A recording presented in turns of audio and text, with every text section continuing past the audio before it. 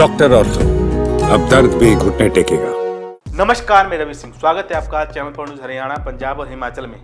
हरियाणा की बीजेपी सरकार अब सिर्फ किसानों की जमीन ही नहीं छीन रही, बल्कि उनकी पहचान, उनकी रोजी रोटी और उनकी पीढ़ियों के हक पर भी सीधा वार कर रही है। सरकार ने ई भूमि पोर्टल के नाम पर जो योजना शुरू की है, वो असल में विकास नहीं, बल्कि दलालों और बिल्डरों के लिए खुली लूट का रास्ता है।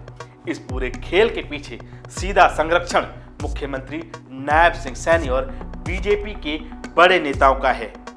ये तमाम आरोप आम आदमी पार्टी ने लगाए हैं। आम आदमी पार्टी का आरोप है कि बीजेपी सरकार ने किसानों की जमीनें औने पौने दामों पर हड़पने की साजिश रची है।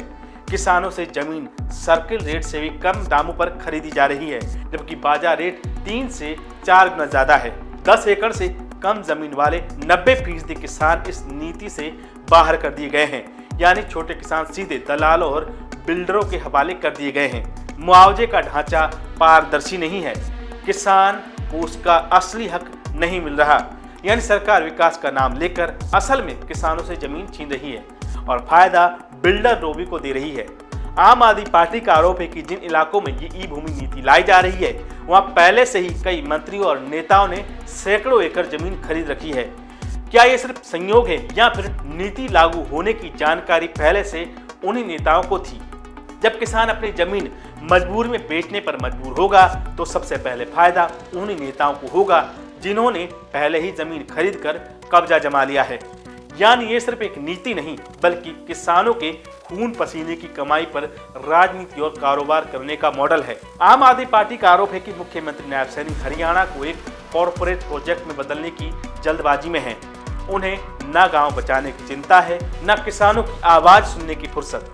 किसान मजबूरी में चुप हैं, लेकिन उनके दिलों में गुस्सा और दर्द साफ दिखाता है। आम आदमी पार्टी का कहना है कि यह वही बीजेपी है जिसने 3 काले कृषि कानून के जरिए दिल्ली की सीमाओं पर किसानों को महीनों सड़क पर मरने के लिए मजबूर किया।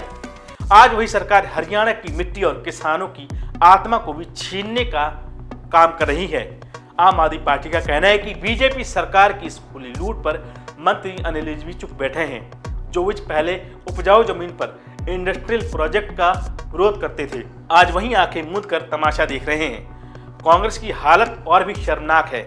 आम आदमी पार्टी का कहना है कि कांग्रेस ने 1 साल से नेता प्रतिपक्ष तक तय नहीं किया है, यानी बीजेपी को खुला मैदान दे दिया है कि वो किसान की जमीन लूटे और कांग्रेस आराम से चुपचाप देखती रहे। हालांकि हरियाणा के किसानों को तय करना है कि वो किसके साथ खड़े हैं, उन दलालों और नेताओं के साथ जो उनकी जमीन लूट रहे हैं, या उन ताकतों के साथ जो उनकी आवाज बन रही है। आम आदमी पार्टी ने जो सवाल उठाए वे सिर्फ राजनीति नहीं, बल्कि हर खेत मजदूर और किसान के जीवन मरण का सवाल है। सरकार को इस पर जवाब देना ही होगा।